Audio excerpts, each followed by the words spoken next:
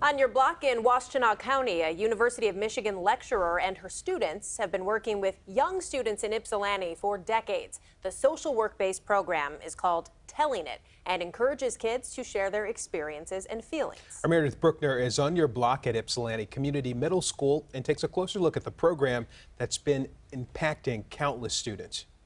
Sharks can only go side to side.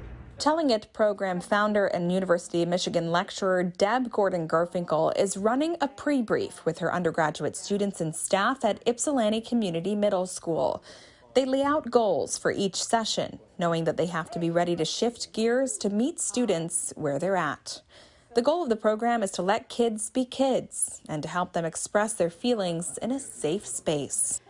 Bryce Cobb III is a resident artist with Telling It. He says the work gives him a sense of paying it forward. Every step of the way of my own personal growth, like I've had some type of advocate or some type of resource. Sometimes it comes in a person, and usually that person gives me an insight into what it is that I can be, right? So like having that reference point. And so it's cool to be able to show up and contribute to spaces that I was once in a way that if I was there, I'd be able to benefit from it. All right. Gordon-Gurfinkel is trained in implementing the theater arts in a classroom setting. But years ago, when she worked with homeless youth, she realized its power in helping kids find their voice. It's a little unusual. It borrows from many different other thinkers and methods. We kind of bring in this one and that one, whatever works. We're not purists. And there's no censorship, there's no judgment. The one thing that we do is that we invite the chaos of real life and of authenticity, and then we work with it. And we see where, and kids thrive. It's interesting. People often come in and go like, Bryce, the first time he visited here, he was like, what the heck? What the heck? I have never seen anything like this in a school setting, or at least and get away with it. At Telling It, anything goes. Any language can be used. Nothing is off limits. Well, almost. I was kind of skeptical, but now it's kind of something that I look forward to every school week. It's really fun. You can be yourself, do whatever you want, be funny, as long as you're not really hurting anyone and being cordial and having a great time. That's all they care about. It's a comfortable place. It's like home that I like. I look forward to being me. It's very fun. Because people like to if they don't like how you are or act, they like to say stuff.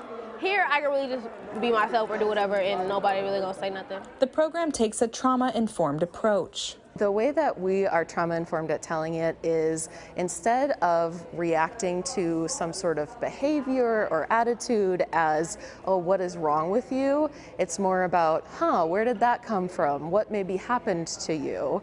And how can we help in that situation?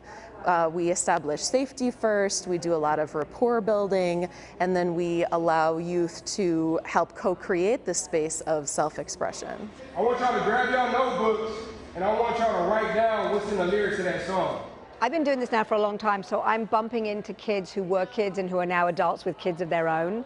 And I have heard from some of them how there was a moment, and it's usually a small moment that I didn't even know happened, where something was said, we did something, something happened, and it was transformative for them.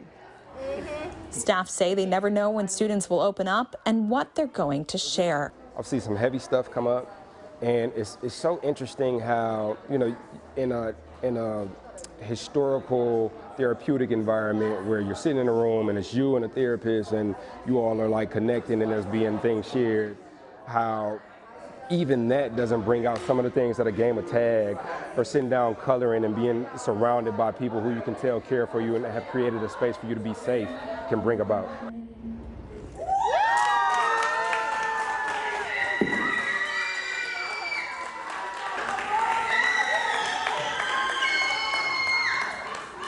After a quick 60-minute session, it's time to go back to class, but not until some hugs are exchanged and one final huddle.